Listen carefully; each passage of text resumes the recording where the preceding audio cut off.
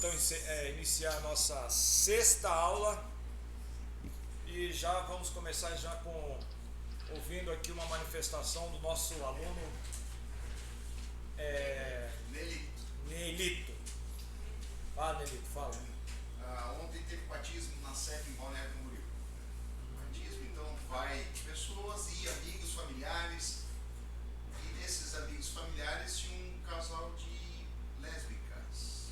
A gente deduz pela aparência, pelas vestimentas e o comportamento. Mas foram na galeria, estavam as duas lá em cima, um sentadinho do lado da outra. Sem problema. Né? Olhando, ficando feliz por alguém, olhava para baixo, porque realmente estava ali para acompanhar alguém. E estava lá, vi que vira e mexe, uma mãozinha pegando na outra, mas ali do lado da outra. E olhos, o que mais tinha em cima, né? Eu sei que eu dei sempre por causa do meu pequeno, aquela coisa toda, devia uma irmã lá. Pois é, agora, irmão, o que a gente faz? Vamos se omitir, deixar essas coisas acontecer? Eu disse, que coisa, irmã? Não, você viu duas lésbicas lá em cima? Eu vi, estão se beijando? Não, mas eles estão afrontando o quê? Estão pegando na mão. Eu disse, calma, irmão. Se o problema é pegar na mão, tem que agradecer que quiseram vir ali na igreja. Tem que agradecer que estão acompanhando alguém que está indo descer as águas. Então, por trás tem alguma coisa, mas já queriam crucificar. O povo não está preparado para isso. Não temos estrutura para receber isso, entende? E por quê? Porque não compete a nós, é bem específico, a Bíblia não nos dá o direito de julgar. Não. Se, agora me coloco, se esse casal viesse a afrontar, no caso, se beijar ali dentro, aí nós poderíamos tomar a iniciativa, pedir para se conter ou, nesses casos, deixar rolar. Eu entendo que é o que deve ter acontecido. Se são pessoas que foram acompanhar alguém que está se batizando, já sabe como é que ele não vai fazer um negócio desse. Agora, se vai com a intenção de afrontar, a gente já vai perceber logo. Já começa o afronte já logo do início, né? Já chega na entrada, né? Já, é na entrada. Não espera, entendeu? É o modus operandi deles, a gente percebe. Mas se a pessoa sentiu de lá, você falou aí.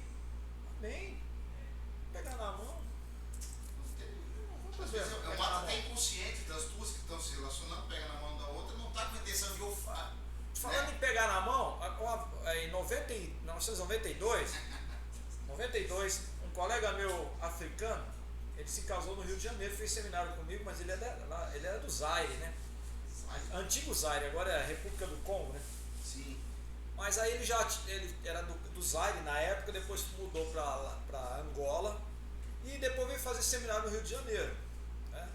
Se casou lá em Madureira, ela conhece lá, na Assembleia de Deus Madureira, na famosa lá, né? Aí, o que ele fez? Veio o pastor dele da África e veio um monte de irmão da África. E tem um irmão dele de carne, que ele falava por telefone com ele, a galera não tinha WhatsApp, né? Aí eu conhecia ele por telefone, ele ficou feliz de me conhecer lá, estava eu, minha esposa, ele lá. Lá na África eles têm costume de segurar na mão, o homem segurar na mão de outro homem. Aí tá eu andando no Madureira e ele ficou tão feliz de estar com o meu lado, aquele rapaz pegou na minha mão, o africano, em Madureira, no Rio de Janeiro, era horário de verão, eu andando com aquele camarada de mão dada assim na rua. Sai fora. Legal do lado do meu eu brancão, azedo, desse com marrom bombom. Mas irmão lá, mas quem tá de fora, porra. Pô, não deixou a mulher dele, ficou com o negão. Virou a casaca, virou a casaca. Segurar na mão é um costume, uma coisa de costume, de cultura, né? Então, um caso ali, né? Eu não vejo como afronta. Eu fiquei assim até feliz por elas quererem ir estar junto ali. Sim. Provavelmente nunca vão aceitar, não digo nunca, porque o plano de Deus é tremendo. Mas a intenção delas não era aceitar Jesus naquele momento. Mas estavam lá prestigiando alguém que tomou essa iniciativa. De repente, só o fato de ninguém interpelá-las por estarem lá já foi uma forma de, poxa, senti bem aqui, fiquei de boa, ninguém falou nada. Não sou homofóbico. Isso, porque é a primeira coisa que eles vão. Mas se ela veio prestigiar alguém, é porque ela está respeitando pelo menos a fé e o princípio da outra. Então, já é uma margem para a gente ficar ligado. Então a gente tem que ver isso aí como uma coisa boa, né? Eu vejo como um passo, né? O primeiro passo para Uma um maior abertura. evento, uma abertura, exato, uma abertura. Mas irmãos, vamos prosseguir. Hoje é a sexta aula, certo? Ah, eu sabia que estava faltando. A aula passada nós falamos aqui, estávamos falando sobre as características de alguém vocacionado. Alguém pode me dizer aí o que é uma vocação Que página? pastoral? Página 34. Nós paramos aqui no justo, né? Uma das características. O que é alguém vocacionado? Uma pessoa vocacionada para o ministério. O que significa isso? Vocacionado, tem uma chamada. Isso. Vocação é você foi chamado. Como é que eu sei que eu fui chamado? Passando pela luta, vai pra cima da morte. A luta não deixa de ser uma demonstração, sim, que, né? Permita. A gente percebe isso na vocação de Paulo, né? Quanta coisa ruim ele passou. Eu sempre, pastor, eu entendo assim que Obrigado. a pessoa ele está envolvida em algo que já está fazendo e nem sabe que tem a chamada, mas está tão envolvido que alguém olhou e percebeu que tem chamado outro alguém. Ou no caso, o pastor. O caminho é esse aí. A vocação, por exemplo, nós somos vocacionados na área ministerial da igreja. Pegando uma carona no que o Manuel falou. Se eu já estou na igreja, estou fazendo alguma coisa na igreja, essa vocação vai ser despertada, o superior vai ver isso em mim, de repente tem facilidade para dirigir um culto, por exemplo. Não é todo mundo que tem facilidade para dirigir culto. Não é todo crente que gosta de dirigir culto e sabe dirigir culto. Eu não tenho dom de dirigir culto.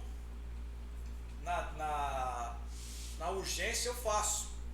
Mas não é a minha chamada a dirigir culto. Até para dirigir culto você tem que ser chamado. Você acaba com o culto. Sabe disso, né? Acaba no sentido assim. Fica maçante. Você pode ver que tem irmãos que são rápidos, né? Não tem aquele vácuo, não tem aquele ato, né? Não tem aquela parada. É difícil quando você está no culto, fica aquele ato, aquele silêncio, aquela coisa. Então tem aquele irmão que preenche com um corinho, aquela coisa. Isso é dom. Né? Claro que com a prática, eu estou com 30 e poucos anos de igreja, a gente vai fazendo. Mas não é um lugar que eu me sinto confortável. Mas na necessidade eu vou estar lá e vou fazer feliz da vida, porque a chamada é essa daí. Tá? Só que se tiver alguém para fazer, eu prefiro que alguém faça. E faça melhor que eu. E é bom a gente entender e reconhecer o ministério alheio quando alguém é melhor do que nós em alguma coisa. E não tem problema algum de um pastor dirigente ceder essa questão para outro, né? Uma obrigação. Sou pastor dirigente, tem que dirigir. Se eu reconheço que você é melhor do que eu, deixa eu fazer. A pessoa pode se oferecer, tipo assim, olha, eu não pode ou tem que se oferecer para algum trabalho da igreja? Pode, você pode se oferecer. Não é pecado a pessoa se oferecer. Pastor. Às vezes o pastor não enxerga também, né? E a pessoa tem um dom. Não é que o pastor Uma igreja grande, assim, mas uma igreja grande. pode ser. De repente você, por exemplo, vocês estão fazendo seminário aqui. Alguém que já está no primeiro ano de seminário aqui já aprendeu muita coisa, já está na hora de começar a ensinar lá na igreja, no mínimo. Na escola bíblica dominical é hora de você colocar, né, o varão ali que já é quase sumo sacerdote da linhagem de Melquisedeque. Estou aqui para carregar sua bolsa, pastor. Boaventura. E lembrando o senhor, quem carregava a bolsa de Jesus era Judas. Mas você não faria isso? Não, jamais. Olha meus alunos, rapaz, coisa linda, né? Não, mas você não. Mas então, você já está na tua igrejinha, já está fazendo alguma coisa, já está na área do ensino, já está aplicando o que você está aprendendo aqui. De repente você está na igreja muito grande, pastor poxa, né, não viu, não percebeu, não sabe nem que você está fazendo seminário. Você pode chegar para ele no momento ali de congraçamento, ei, Varão, como é que você está? Tá fazendo o que aí? Está trabalhando em algum setor aqui? Não, pastor, estou fazendo seminário, estou fazendo seminário? Daí é a hora dele falar, pô, já tem alguém, se surgiu uma vaga lá, alguém, o superintendente da escola dominical fala, pastor, Tinha um professor aqui, mas ele está de mudança, estou sem professor. Não, tem um. Quem? Não, tem o Felipe, ele está fazendo seminário. Como é que você sabe? Não, eu estava conversando com ele. Vou falar com ele. Felipe, abriu uma vaga aí, você não queria dar aula lá? Não. Olha aí, é hora de você se reinventar. Né? De repente você nunca deu aula. Eu também nunca tinha dado aula. Sempre tem uma primeira vez. Tem que ter a primeira vez. A primeira vez que eu dei aula, meu Deus. Aí dar aula na escola dominical é uma coisa. Aí surgiu a oportunidade de dar aula numa faculdade, numa pós-graduação de teologia. É diferente de alunos assim, são alunos iguais. Não. Mas numa pós-graduação, cada um tem um notebook. Cada coisa que você fala, eles vão um notebook na hora para te contestar, para te derrubar. Inclusive o Adão era meu aluno. Para você ver o nível dos alunos. Pergunta para o Adão se não era assim. O Taranto falou aqui na aula lá da pós-graduação. E tinha uns camaradas, tinham dois, o tal de. São gente boa, irmãos, nosso querido. É o Flávio e o outro rapaz. Edson. Meu Deus do céu, esses dois. Você falava qualquer coisa, eles. Dois calvinistas. Nada contra calvinistas. Irmãos e nós. Mas são amigos nossos, presbiterianos. Mas é bom isso. Eu tive que ir, mano. Se eu já sabia assim, eu tinha que correr atrás, cara. Porque como é que eu vou dar conta? E eles botaram os dois lá para correr, dois professores lá. Porque eles começavam a perguntar, eu não aguento mais. Pergunta para o Adão vai dar aula para vocês aqui. Aí eu falei assim, vocês não vão me derrubar. Fiquei até Aí fiquei. Aí a irmã, você pode dar outra matéria? Aí na segunda matéria aí fiquei amiguinho, né? Aí já, tá. Mas eu tive que encarar. Ô pastor, e aprende com as perguntas também, né?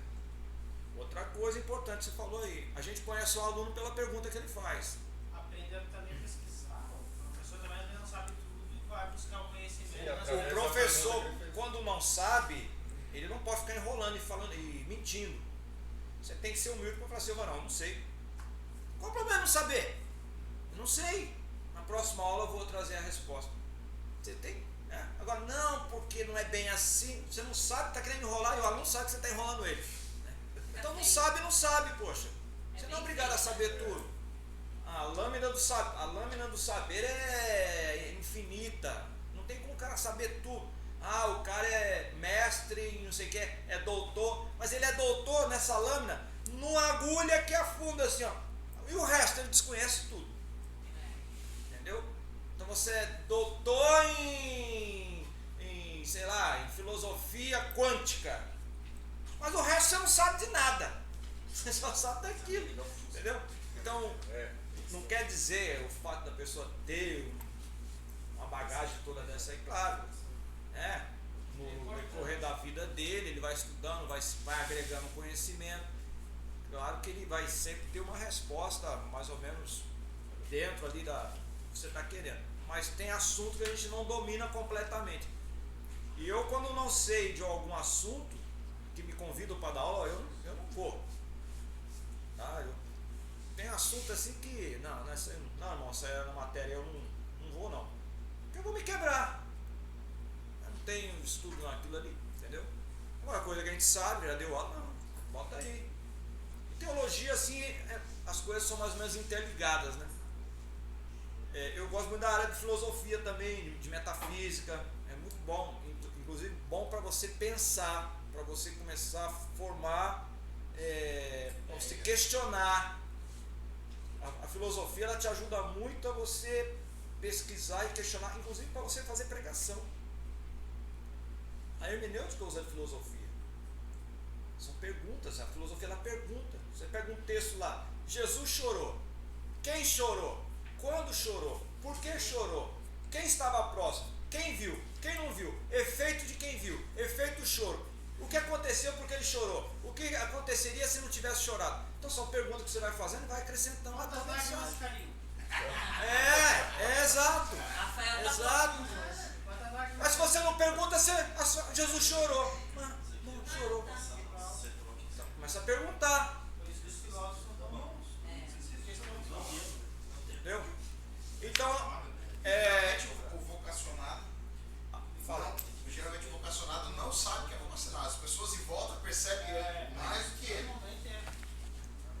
você em parte. Ele, não é que ele não sabe, talvez ele não tenha segurança pra... Pra abraçar. Aí fala assim, pô, Leni, pô, você... Acho que você vai se dar bem ensinando. Eu sim, quer dizer, tem, mas não se atreveu a fazer, entendeu? Então de repente o pastor tá ali para te dar aquele empurrãozinho, né, pra frente. A bola tá no gol, o cara não. Esse É o atrevimento, que não chuta no gol. Chuta pra fora ainda. Mas chuta pra... esse atrevimento é crucial, né? Eu lembro de uma experiência aqui no CEDRA. Nunca tinha lecionado nada. Me convidaram para levar uma escola bíblica dominical. Os pastores e tal, a igreja disse, ele pode ajudar. Preparei a aula. Os irmãos depois falaram assim, ele é pregador, nunca deu aula, não vai dar aula. Ele disse assim, tu é melhor professor de escola dominical do que pregador. E eu estava tremendo a base. Por quê? Porque ali, na primeira aula, entende? Aí os irmãos assim disseram, poxa, por quê? Porque na pregação eu forçava aquela entonação de voz, eles viram que era algo meio artificial.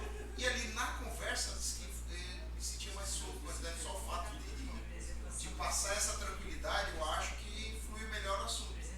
Então hoje eu vou mais para a área do ensino do que... Eu entendo que um professor, ele é melhor pregador do que o pregador é professor. Porque o professor pregando, ele está pregando e está ensinando. Sim. Entendeu? Nem todo pregador é ensinador. É verdade. Mas deveria ser. Mas aí também. Jesus não era pregador, ele era ensinador. Ele não era pregador. Sim. Jesus era ensinador. Então se você quer um espelho, aí, o mestre. No entanto que ele começa o sermão ensinando. O que diz lá em Mateus 28? Ide e ensinai, não é pregai. No final que ele manda. Pregar. Sim, mas pregar, mas ensinando. Ensinando. Mas no final. Mas vamos lá. Ele já mudar o contexto. Então já vimos o que é ser vocacionado. Amém aí? Ô, São Gonçalo, você tá com a bola toda hoje, né? Isso daí. Jean, dá um jeito aí. Vamos separar aí. Vamos aprender. É o único que tá Característica do vocacionado. Nós falamos de algumas. Não irascível, caráter piedoso, irrepreensível. Isso aqui já falei tudo, tá? Temperante, sóbrio, ordeiro, não arrogante. Uma página. Isso aqui foi na aula passada, página 32. Não violento, inimigo de contendas, cordato, justo, piedoso. O que é uma pessoa piedosa? Ela é pia. Pia tem pio e tem ímpio. O que é uma pessoa pia? Nós conhecemos a Bíblia, fala do ímpio. E o pio? Pio é a pessoa que conhece a Deus, que ama a Deus, que vive de acordo com aquilo que Deus quer. É uma pessoa pia, ela é piedosa. O ímpio é uma pessoa que não conhece a Deus, e se não conhece a Deus, ela é impiedosa, ela é maligna. Falamos em um outro tempo, sobre, quando nós falamos aqui, acho que foi uma matéria, acho que foi algum assunto filosófico aí, sobre a questão da bondade e benignidade, que são coisas diferentes. Bondade são manifestações exteriores. Nem todo mundo que tem atos de bondade é benigno. Vamos assimilar devagarinho? Nem todo mundo que tem atos de bondade ou manifesta atos de bondade, esses atos são gerados ou impulsionados por benignidade. Tem muita gente maligna que produz atos de bondade. Mas pelo contrário, existem muitas pessoas benignas que aparentemente produzem atos de maldade. Mas ela não está fazendo aquilo por malignidade. É um mal que vai reverter em bem. Absorveram aí? Exemplo, só para vocês entenderem. Uma pessoa que está com está com tumor no intestino. Se não tirar aquilo ali, ela vai morrer. O médico vai então. Isso aqui é só uma maneira para explicar, tá? Ele vai te dar uma anestesia, você vai correr um risco de morte, vai passar um risco de morte ali, porque aquela anestesia pode dar um problema, a intercorrência lá da cirurgia, mas ele tem que fazer aquilo porque tem um mal maior que está dentro da pessoa, então ele vai tirar aquilo, vai te abrir, vai te fazer mal. Faz mal ou não faz passar um bisturi aqui? É? Eu tenho aqui, ó 24 pontos. Ó. Você aqui, Cesariana? Foi? 20 centímetros de tripa arranquei. Isso seria digno de uma reprovação. Já tem parte minha, ô metrô, já está enterrada, cara. Tem parte minha que já foi, Samuel. Já está lá. Já vai ser transformado. Quando Jesus voltar, vai vir de algum lugar. Então, foi um ato de maldade para trazer um bem. Mas tem muita gente maligna que a intenção é fazer o mal. Quem já assistiu o desenho da Branca de Neve? Minha filhinha, tá aqui uma maçã pra você, né? Aquela maçã. Então, claro, né, isso é uma fantasia, mas o inimigo das nossas almas, ele faz isso, né? Às vezes vem um prato de lentilha, a Bíblia usa muito essa figura, o prato de lentilha, primogenitura, né? Mas por trás daquilo ali, olha só a desgraça que está, né? Então, o juiz iníquo que atendeu a viúva, né? Era ímpio, mas fez um ato de bondade pela persistência da viúva. Julgou o caso dela. Ele era maligno. Mas fez um ato de bondade. Exato. Então nós estamos falando aqui, por que eu estou fazendo essa comparação? Porque nós estamos falando aqui piedoso, né? Uma pessoa piedosa é uma pessoa que ela age com benignidade. E é um dos frutos do Espírito, né? Sim, são 9.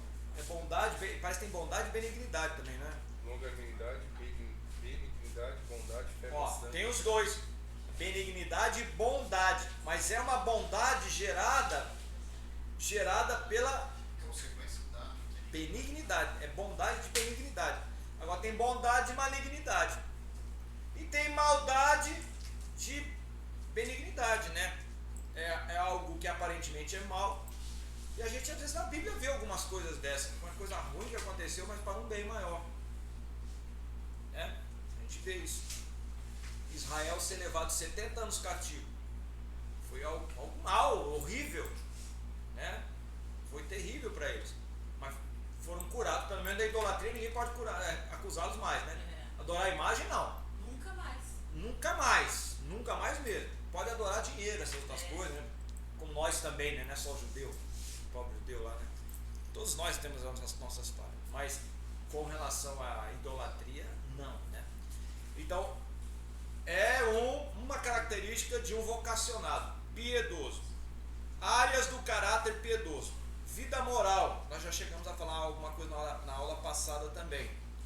Na base do caráter piedoso em qualquer área da vida fica a questão da moralidade. A moralidade, irmãos, tem a ver com aquilo, com o nosso caráter, né? A palavra caráter só aparece uma vez na Bíblia, em Hebreus capítulo 1, versículo 3, quando fala de Jesus, que ele é a expressão de Deus, ele é o caráter, ele é a expressão. Tem versão que fala a expressão de Deus e outras falam caráter. Então, quem olhava para Jesus olhava a Deus, porque ele era a expressão do caráter. Ele era... Hebreus 1, versículo 3.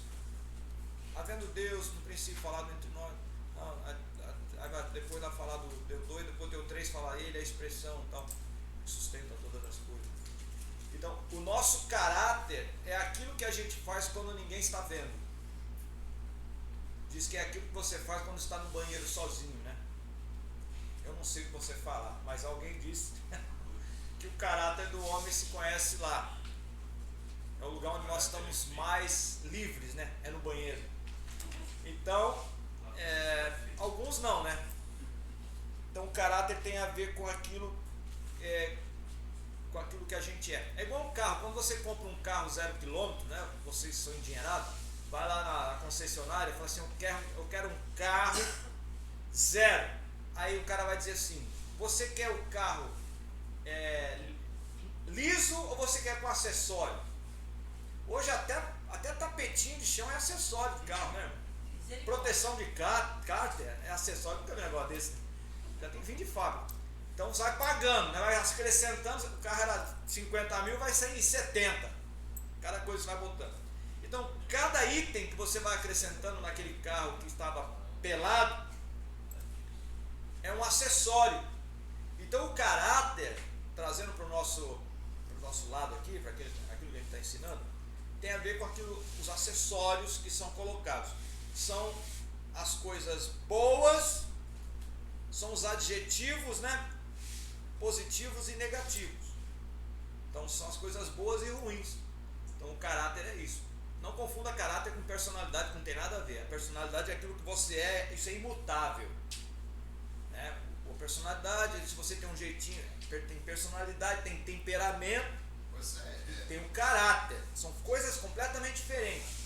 O explosivo é do temperamento. Temperamento. Recomendo até o livro do Lahai, né? Tem temperamentos controlados pelo Espírito e temperamentos transformados, né? Muito bom esse livro.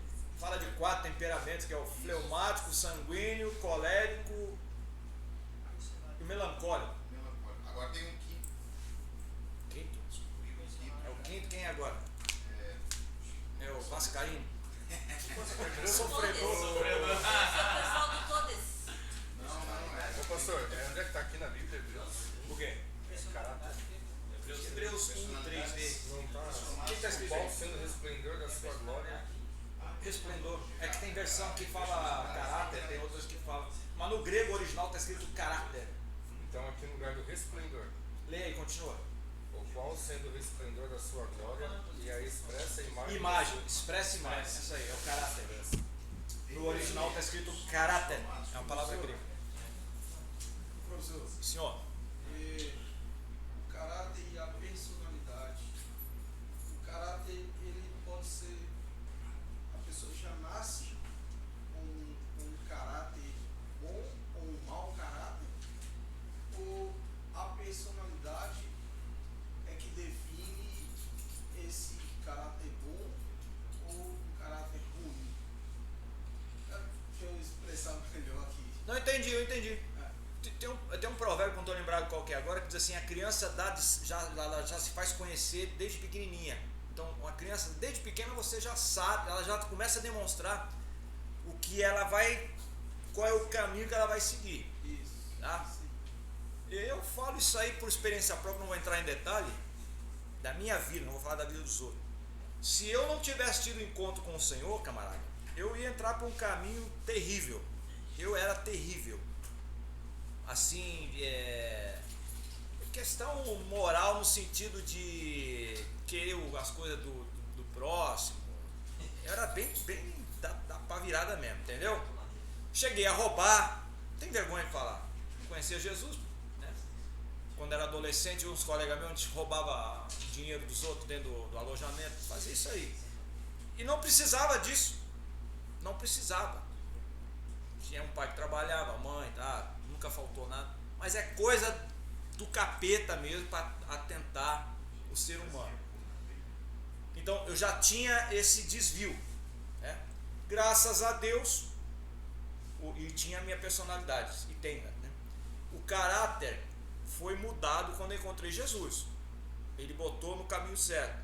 Tem muita coisa para mudar ainda, mas o pior entendo que o pior já foi, né? Aquela mais grosso, né? A gente está em constante mudança, né?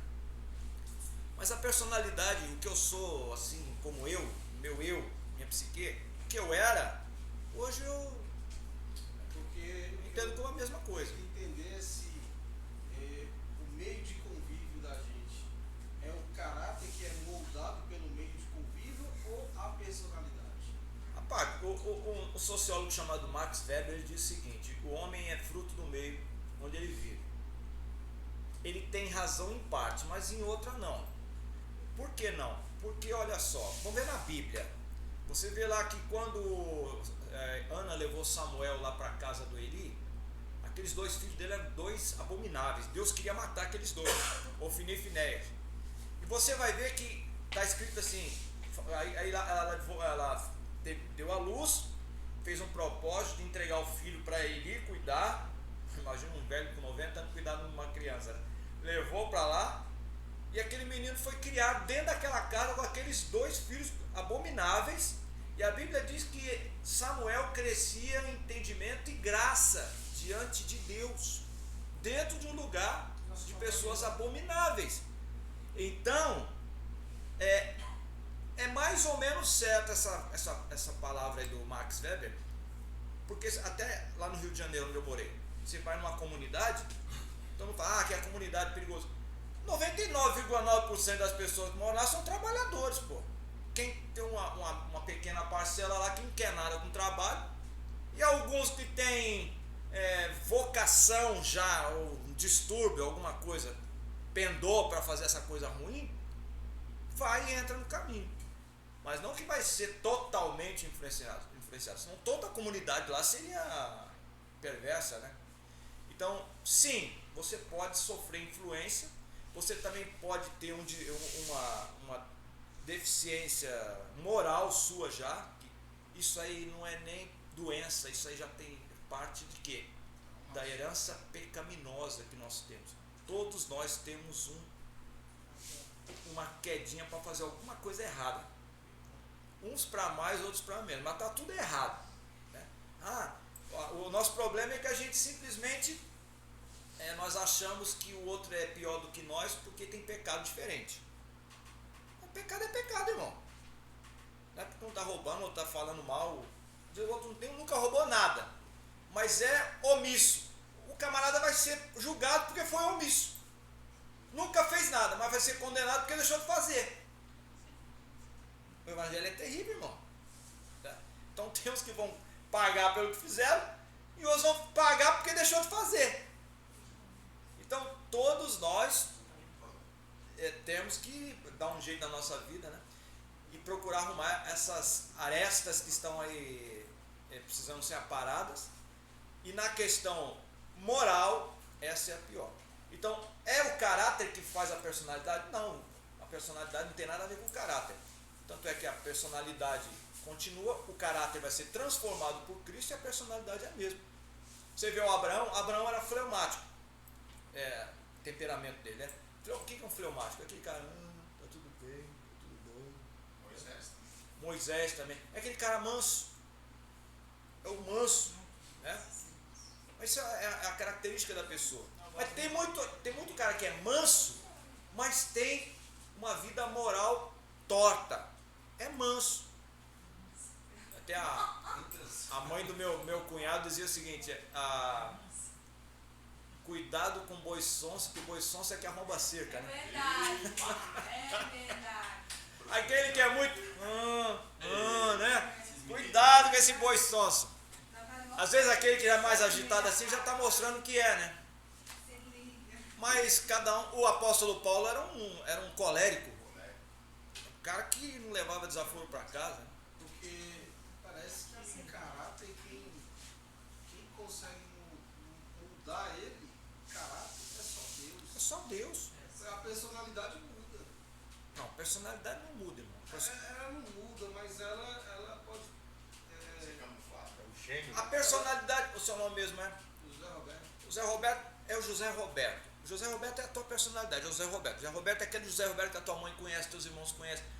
Aí pode ter algumas coisas que a gente fazia, por exemplo, não, vou usar a minha pessoa.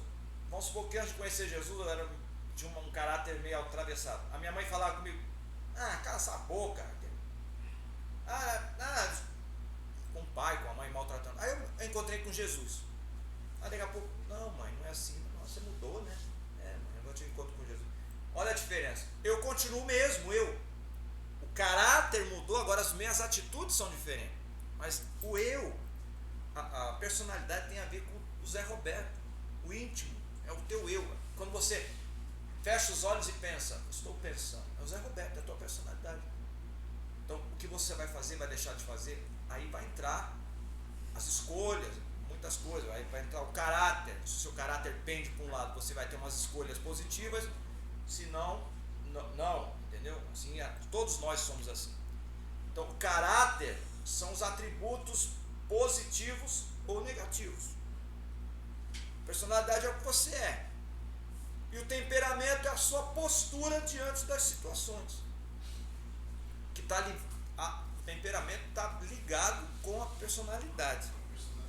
O temperamento. O temperamento é a manifestação da personalidade. Exatamente. Agora, o caráter são as atitudes que você vai ter de acordo com os valores que você tem. Se os meus valores são fazer a vontade de Deus, o meu caráter agora mudou, mano. Eu não vou mais falar palavrão, eu não vou mais roubar, não vou mais passar a perna no irmão, não vou mais fechar os outros na rua quando estiver dirigindo, não vou xingar, não vou fazer sinal pro outro camarada do carro, né? Abençoado! Não é assim? Muda de assunto. Nada a ver com a religião. Trânsito, nós somos livres. Tem uns crentes, Zé Roberto, que quando entra no carro assim, ele recebe uma entidade.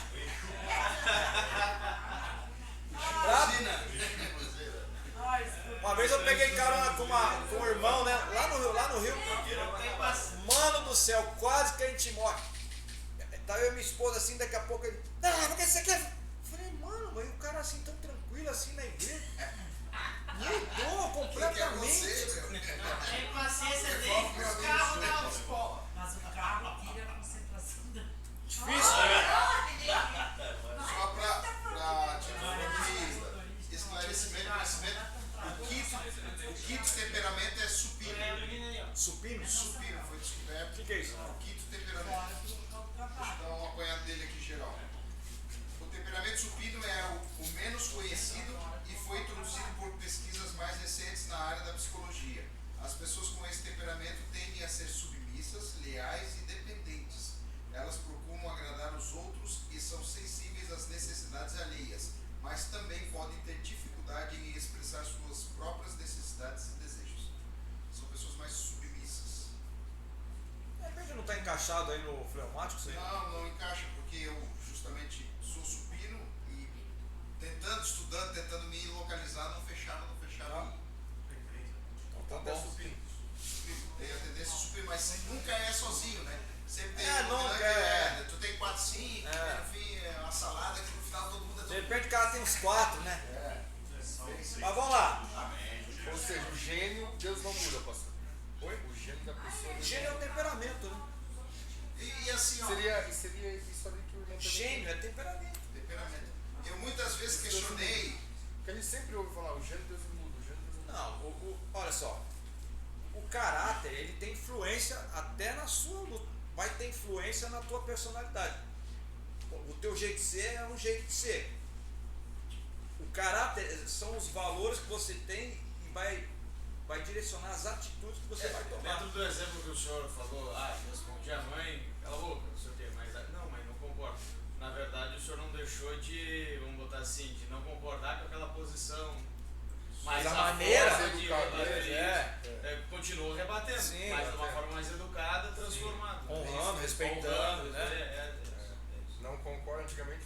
Por que eu não faço mais isso? Agora eu tenho os valores. Eu sei que eu não posso fazer isso. A Bíblia me ensina que eu não posso fazer maltratar minha mãe. É o primeiro mandamento com promessa. E, meu Deus, então já entram outras questões espirituais. Então isso vai me moldando, queira ou não queira. Vai me quebrando. Porque não é fácil você, né? Precisa se deixar trabalhar pela palavra, né? Se moldar pela palavra. Porque não adianta nada, às vezes tem pessoas que estão na igreja, conhecem a verdade, mas continua ríspido. Não teve mudança. Entendeu? Ele tem que pedir o fruto do Espírito, né? Aí tem que ter o fruto do Espírito. Aí inclusive fala até língua estranha. Ele pode ser batizado com o Espírito Santo. O batismo com o Espírito Santo, dom espiritual, não muda a pessoa. O que muda são os frutos, né? O fruto do Espírito. Que é um só, né? O fruto. Que tem 9 ramificações, né? Vida familiar, nós falamos já na aula passada, né? A casa do pastor deve ser sua prioridade no ministério. Não adianta nada querer cuidar da igreja se não cuida da sua própria casa. Ele é pior do que o ímpio, a palavra de Deus nos diz. Eu não sei se foi o Moody, está na página 36. Foi o Moody que disse. Acho que foi o Moody que disse que não quero ouvir não quero ouvir a pregação de um homem que trata mal a sua esposa. É verdade. Não adianta nada. Faz cair fogo do céu, mas em casa é um satanás. A oração não passa nem do tempo.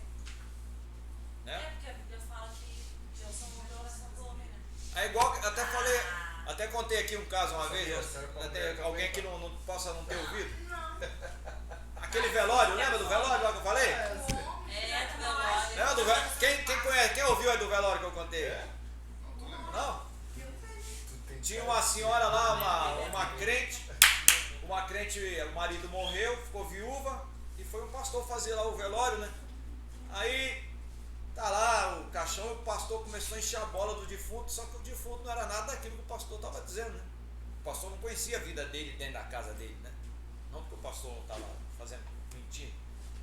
E aí começou a falar, era um bom marido, um bom pai de família. Ele não era nada disso. Mas só a mulher e os filhos sabiam disso, né? Porque na igreja era uma coisa, em casa era outra. Aí chegou uma hora que a mulher não aguentou mais, estava o filho assim, né?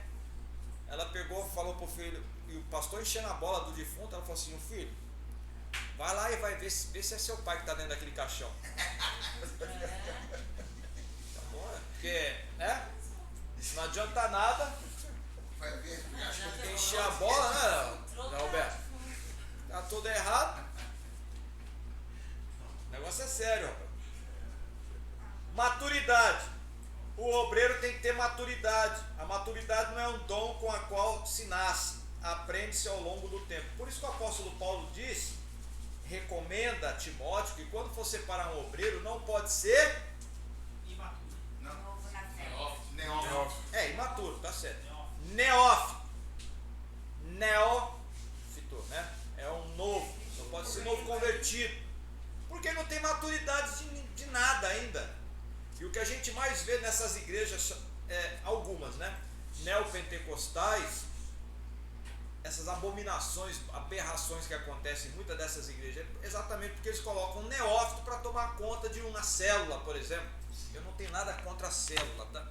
Célula, inclusive, foi um método de crescimento da igreja de Atos dos Apóstolos. Eu usei isso aí na pregação com o seu pedido. Não, é só usar a Bíblia. Atos dos Apóstolos eram célula. A gente não chama de célula, mas fala de culto nos lares, lá a gente via, né? Então, nada contra. Eu já trabalhei com célula também, inclusive, né? Mas o problema é a gente colocar pessoas imaturas nesses lugares. E aí começa a inventar um monte de coisa lá. As abominações ali não tem nada a ver, certo? Então não pode ser imaturo. Tem que ter boa reputação. 1 Timóteo 3. A reputação é alcançada por meio da busca da piedade. Olha o pio de novo aqui, ó. Pio. Piedade da vida moral e familiar e na busca da maturidade. Então reputação é uma coisa que você vai galgando. Eu quando cheguei aqui há 2 anos atrás, vocês me conheciam. A gente vai tendo, a gente nós vamos plantando, né? E a gente vai alcançando uma reputação. O que significa reputação? É aquilo que os outros pensam de você. É aquilo que vão dizer de você no teu velório e no meu também, né? Olha esse camarada aqui. Então que sejam coisas boas, né? Vamos fazer igual esse outro aí que morreu aí, que a mulher mandou ele lá ver o caixão. Outra coisa, esse aqui é imprescindível. Para você ser um obreiro, se a tua vontade é fazer parte do episcopado, e a Bíblia diz que excelente obra almeja, você tem que ter conhecimento bíblico, bebê. Como tu quer ser obreiro se não lê Bíblia? Tem que conhecer a palavra de Deus. Indiscutivelmente, o conhecimento bíblico é indispensável ao preparo pastoral. Sem ele, o pastor não pode crescer espiritualmente e formar um caráter piedoso. nós falamos aqui o que é ser piedoso. É alguém que foi quebrantado por Deus. E como é que eu vou ser quebrantado por Deus se eu não vou ler a palavra de Deus? Tem uma sonsa aí na internet, tipo assim, eu conheço a Deus. Aí a outra pergunta, você lê Bíblia? Não preciso ler Bíblia para conhecer a Deus. Mas então como é que você conhece a Deus se a gente só conhece a Deus pela palavra de Deus? Não, a gente conhece a Deus, já ouvi falar. Mas você sabe se o que estão falando para você é a verdade? Você está entendendo? Então tem um grupinho aí que está difícil, né? Inclusive alguns até saíram da igreja, das nossas igrejas, que tinha até uma certa, vamos dizer assim, uma certa reputação, né? Hoje estão aí envergonhando o Evangelho.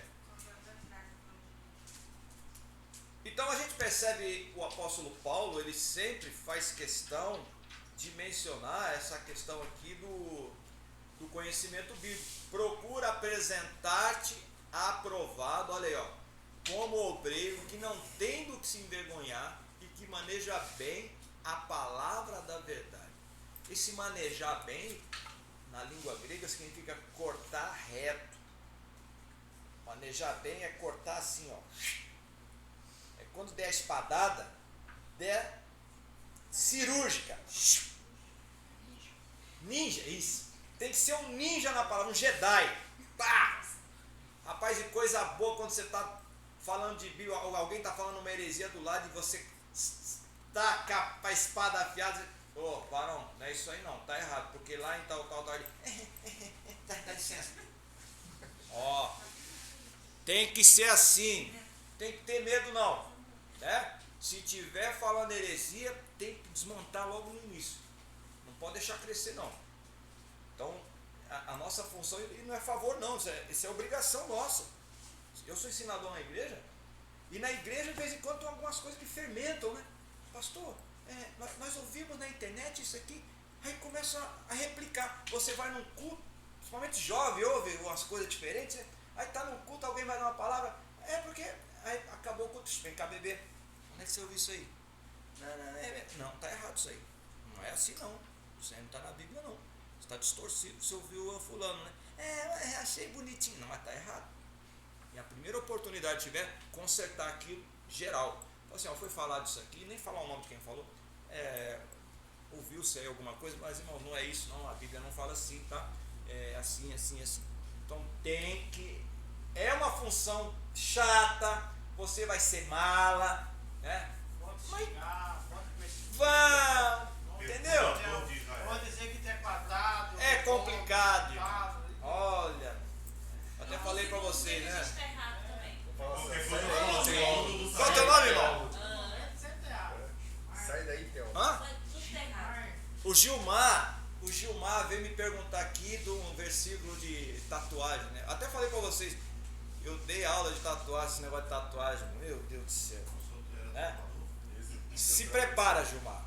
Se você vai lá falar alguma coisa, se prepara que o negócio ali você vai mexer em vespeiro, tá?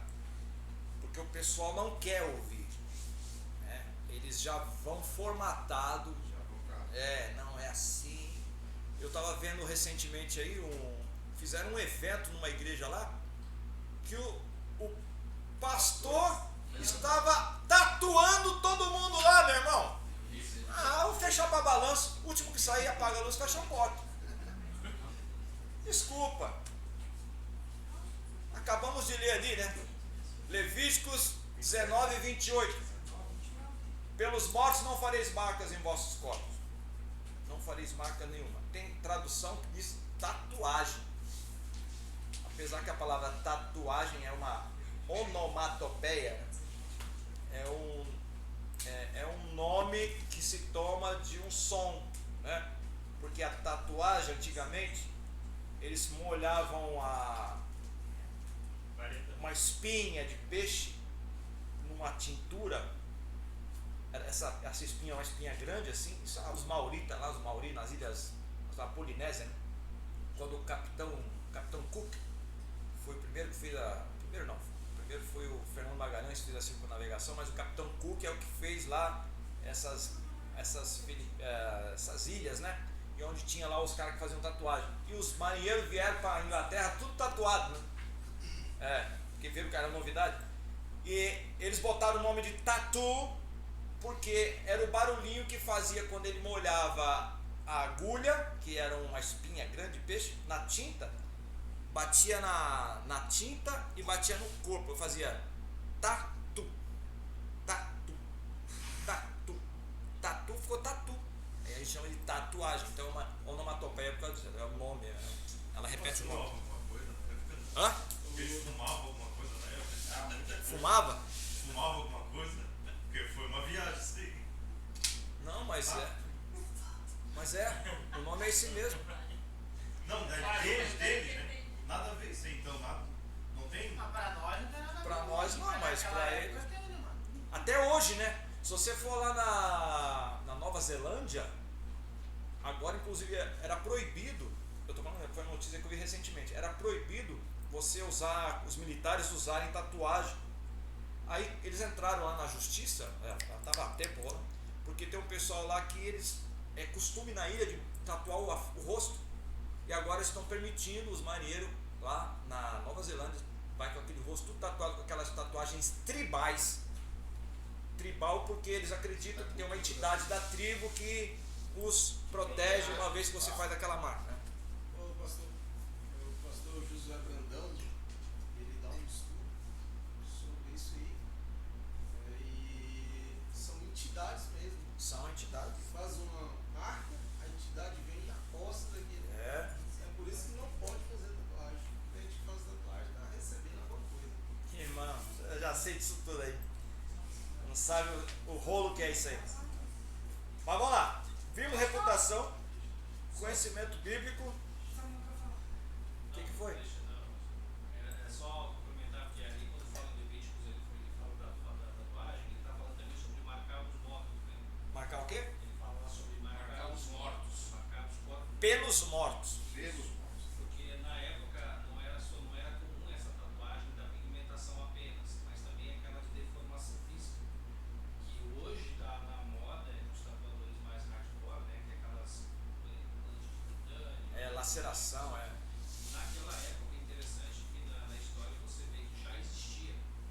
Aqui você tem aquelas tribos indígenas que eles fazem isso, eles introduzem por baixo da pele, a mutilação. Mutilação. Ali Levíticos ele não está falando só da pigmentação, mas ele também está falando da deformação. As cadeias, acho que a professor também isso. Também nas naquele assunto, naquele vídeo absurdo, né? No caso do Sinai, né? Mas isso é uma coisa que não é de agora. Não é de agora não. Começou com uma fogueirinha de São João gospel, aí depois do carnavalzinho gospel, o pessoal fantasiado super-herói. Bloco gospel. Ô pastor, E vai, né? eu comentei aqui que a minha cunhada, ela fez uma tatuagem dentro da igreja, aqui em Balneário. Sim, não, mas foi. Tava tendo lá na igreja, lá, mesma Aí coisa. botaram tipo assim, eles tudo com o braço assim, escrito Jesus descendo, Jesus ascende. Mas vamos seguir aqui, irmão, que o assunto aqui é polêmico. A igreja. Eu quero ver o circo pegar fogo. Outra coisa, eu vim aqui pra isso, só pra tumultuar. Tu vai falar. Olha só, Assembleia. falamos sobre conhecimento bíblico. Já é uma vergonha um obreiro que não lê Bíblia. Tem um outro problema aqui, que isso tem acontecido demais. Capacidade linguística. É vergonhoso um obreiro que vai lá ler a Bíblia e não sabe ler. Pelo amor de Deus, vamos estudar, né? Se você sabe que a qualquer momento você vai ser chamado para ler um texto, a gente chega na igreja, a gente que é obreiro, seja eu aprendi o seguinte, talvez tenha aprendido errado, mas o meu pastor, ele me falou o seguinte: Tarano, agora você é do ministério, tenha sempre uma mensagem na agulha, para você nunca ter que pregar, entendeu? Você tem que ter aquela mensagem lá pronta para usar, mesmo que você nunca vai ter que usá-la. Para fazer uso dela. É igual o Kung Fu. Lembra do Kung Fu, aquele velhinho? De 99 anos, ô Boaventura. Tá lá ele treinando, pá. Aí alguém chegou e falou assim: mas mestre, o senhor já está com 99 anos, vai treinar para quê? E ele lá continuou treinando, né? E falou daqui a pouquinho: ô gafanhoto, eu estou treinando para nunca ter que lutar com ninguém. Esses camaradas têm, né? Pensa um pouquinho mais adiante. Então você tem que ter a sua mensagem lá, aquela mensagem pronta, para nunca ter que pregar. Porque no dia que te chamarem, você vai pregar. Aí você, tudo bem, não é essa a questão. Essa de preparação também que já tem que ter. Você é obreiro, se prepara. Mas aí chega na hora da leitura, vai ler lá o texto. Senhor, tu me sonda e me conhece, sabe. Ah, irmãos, faz favor. Não dá. Uma língua estranha, Não dá. Olha. A exceção se for gago. Não.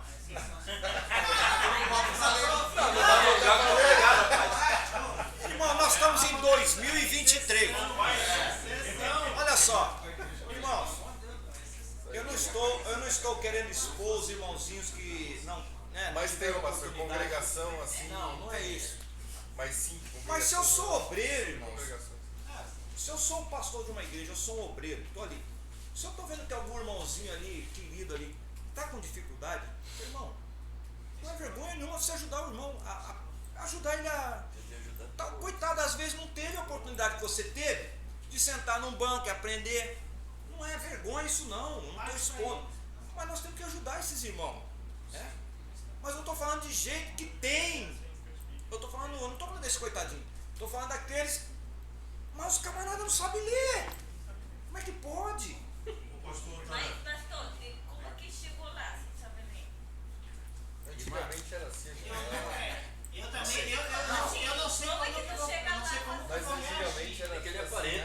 Mas olha só. Isso há muito tempo Então, atrás, né? Hoje está mais assim. Outra coisa.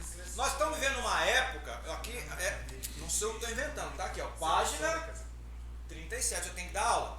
Tá aqui, ó, capacidade linguística. Não é só a questão da leitura, essa leitura aqui é uma coisa que a gente resolve. Mas tem a questão da conjugação verbal. Se é um estrangeiro, a gente compreende que é difícil, né? É difícil se adaptar, né? Mas eu estou falando um natural aqui, um nacional. Pô, amigo, você está hoje, se fosse há 30 anos atrás, você estava pregando, tudo bem, pessoas ali, o nível era um pouquinho mais, né, mais baixo. Hoje, você está pregando, tem juiz sentado, tem médico, tem advogado, tem doutor, tem... Essa meninada toda está tudo em faculdade. Entendeu? Então, aí vai chegar lá, nós fomos, nós voltemos, não sei o quê. Amém. Né? É até engraçado quando é alguém querido, assim, né? Pessoa simples. Mas você que tem uma posição, está numa igreja, não cabe mais não. Desculpa. Não vai, eles não vão dizer nada. Mas o público não diz nada, mas eles pensam. Eles ficam ali por dentro e tá assim, ó. Meu Deus, que vergonha. Fica com vergonha pela pessoa, né? Dá vergonha da pessoa. Olha, dá vergonha alheia. É chamada vergonha alheia. Então, irmãos, o que a gente vai fazer? Vamos aprender o verbo. Né? Pega um verbo desse aí, você sabe que tem os tempos verbais, presente, passado, pretérito, pretérito perfeito, imperfeito. Pega um lá, verbo ser, eu sou, tu és, ele é, nós somos, vós sois, eles são. Pega outro, vai gravando. Aí na hora de falar, né, você vai ver como é que vai melhorar. Tá bom. Claro que você não vai fazer a pregação só de verbo, né? Perfeito. Só para mostrar. Não é isso. Mas vai te ajudar bastante. Concordância. Nós nos sentimos bem de estar aqui. Nós se sentimos. Você se sente na tua casa. Nós nos sentimos. Vós sentis. Tem que conjugar certo. O pessoal vai até dizer, nossa, olha, falou. Vai até zombar. Tá gastando, né? Não, estou falando do jeito que é, porque o Taranta lá falou que tem capacidade de português para nós aí também, não? Já enquadra aula de português aí para nós. Não, 10 anos para formar. Deve ter aula de português aqui. Pastor Taranto, tem português? Não. Pastor Taranto, tem dois viés aí que eu queria dois vieses. Vieses. Esse aí já tá reprovado. Ah, aqui é a hora da gente errar é aqui. Vá. Agora são três Professor vieses. Oh, maravilha. Primeiro, o senhor entendeu o que eu quis falar? Entendi, mas eu quero o teu bem. Tá. Agora segura esse número que eu vou jogar. O primeiro vieses. Não, o primeiro viés. O primeiro são obreiros que não têm capacidade, aqui não, mas atravessando a BR, numa cidade perto daqui. Poxa, é de correr 3 dias e 3 noites quando o pastor da igreja abre a Bíblia, lê o versículo, ele fecha e começa a contar a história da vizinha que brigou com a filha, da filha que brigou com o... Não, pera, é de correr 3 dias e 3 noites, a igreja não é mais ensinada em culto de ensino. E o outro ponto aí que o senhor está falando, de obreiros que... Eu entendi bem o que o senhor quis dizer. Nós vamos Viu como é ensinar... melhorou? A gente vai falar para eles, olha, tenta falar assim, Deus me usa desse jeito e pronto, acabou. É Ainda bem isso são mesmo. ignorantes. É bem isso mesmo. Eu sou concordo. São pessoas altivas. Mas Eles acham assim, ó, é do jeito que eles pegam ali o texto ali, o senhor meu pastor não falta nada. Assassina o texto, não falam nada daquilo, e daí a gente vai explicar alguma coisa para ele. Não, Deus me usa desse jeito e acabou. aí é complicado, né? A pessoa tem que querer mudar, né? Tem isso aí também. Tem esse viés também. Esse vieses. Mas eu agradeço, não sabia que viés falava no plural. Vieses. Vieses. Vieses. Um Não vai falar viés, isso lá na 2 Bíblia, vieses, Não, daí pra frente. Se falar isso aí, pronto, né? Daí. Começa a falar isso e o Laurinho vai ficar. Peraí, Peraí, mano. yo no estoy entendiendo a la hermana acá. Fala. Deixa ela lá. Assim, é porque diz que é o jeito dele, não o pastor disse, é o meu jeito, o Espírito Santo me usa assim. É porque ele tem um jeito de usar formas ilustrativas na palavra. Ele usa parafraseando a palavra. Não, irmão, é porque é preguiça mesmo. Ele usa isso aí como uma muleta. Não quer aprender, é só assim mesmo. Quer dizer, eu não vou mudar. Isso é uma desculpa. Porque a ilustração É gente que não quer evoluir. Entendeu? As ilustrações é normal, ocorre. Tem muitos pregadores que ele lê a palavra, mas ele começa com historinha. Olha, sabe o que aconteceu hoje de manhã? Aconteceu isso comigo. Olha, não sei se vocês já tiveram homilética aqui. Já tiveram homilética? Tivemos. Olha só. Está dentro das técnicas da homilética a ilustração. É importante, porque isso aí prende. Agora, a mensagem não pode ser só ilustração, né? Não. Tem que ser uma ilustração, mensagem, Bíblia. Aí daqui a pouco, se quiser fazer uma outra ilustração que não pegue muito tempo, você tem um tempo para pregar, né? A sua mensagem tem que ter cabeça, corpo e pé, né? Tem que ter começo, meio e fim. Então não adianta fazer já viu aquela mensagem Frankenstein? Cada pedaço de uma coisa, você sai da igreja, mas que ele começou a pregar ali e terminou não sei aonde. Onde é que ele foi parar? É a mensagem chamada pregação Uber. O cara dá a volta e não chega em lugar nenhum.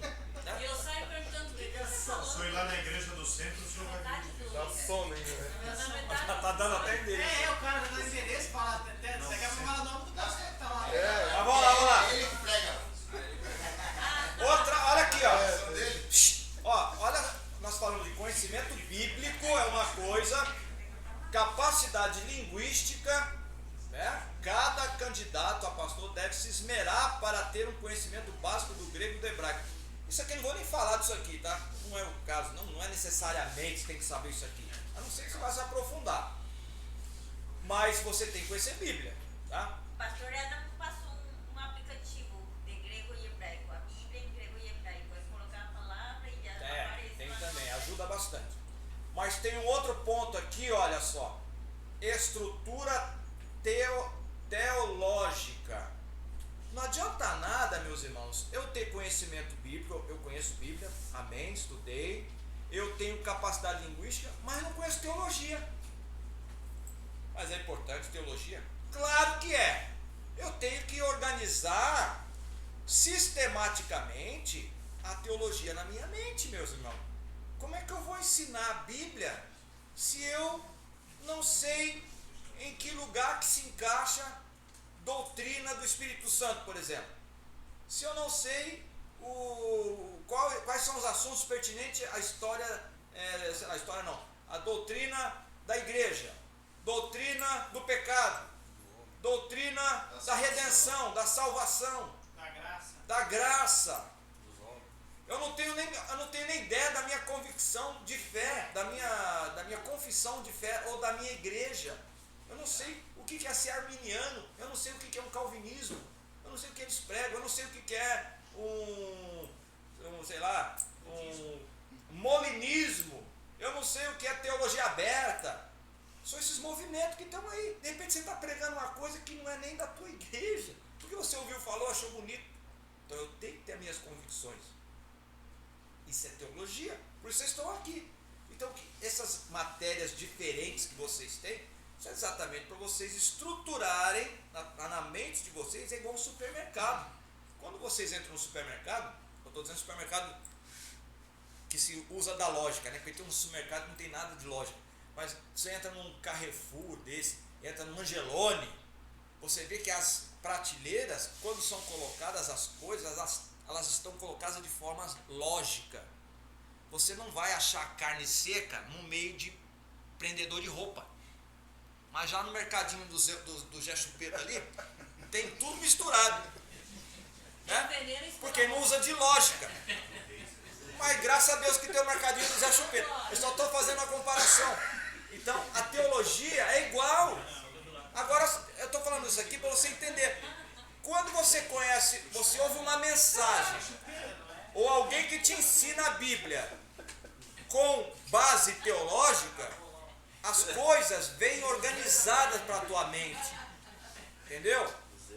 Quando você pega alguém que não tem estrutura teológica, aquilo que ele está ensinando não tem pé nem cabeça, porque ele não tem base, sustentação em nada. Então, a gente procura passar para vocês aqui uma lógica. Tem uma lógica. Essa matéria aqui, ó, teologia pastoral. A irmã falou, essa aqui é ética. Sim, é a teologia ou ética pastoral.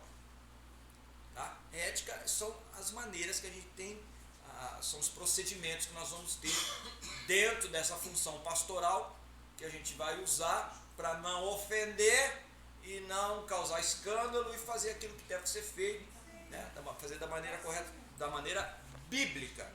Tá? Bíblica e teológica são coisas diferentes. A teologia está inserida na Bíblia. É igual doutrina e dogma, são coisas diferentes. A sã doutrina está aqui. O dogma é a interpretação que eu faço dessa doutrina. Por isso que tem o dogma da Assembleia, tem o dogma batista, tem o dogma presbiteriano, tem o dogma católico, tem dogmas. Inclusive por incrível que pareça, cada congregação nossa da mesma igreja, são formas diferentes. Existem dogmas diferentes. Tem um pastor que ensina coisa completamente diferente que o pastor Zilmar ensina aqui. E é do mesmo campo. Não chega a ser heresia, tá? Mas maneira de ver. Tá errado? Não, tá errado. Mas aí se começar a ir por um caminho, igual a um certo lugar, uma vez me ligaram, pastor, quantos batismos existem? Eu falei, meu Deus do céu. Existe o batismo nas águas, o batismo com o Espírito Santo.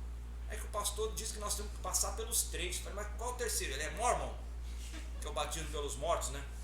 Eu falei, não, é o batismo pelo fogo. Eu falei, irmã, usou lá o texto de João. Eu vos batizo com água, mas virá um que é maior do que eu, vos batizará com o Espírito Santo e com o fogo. Eu falei, irmã, esse com fogo aí é o castigo final, é o juízo final. Eu não quero estar lá não. Fala pro teu pastor. Eu já falei, pastor, mas ele falou que é. Eu falei, eu vou fazer o quê? Ô pastor, é no e com, né? Hã? São 3 quando coloca no e com. essa questão ainda aí, né? Mas irmão, vamos tomar um café? Bora. Daqui a pouquinho então a gente volta com a segunda parte da nossa aula. Não vou refutar.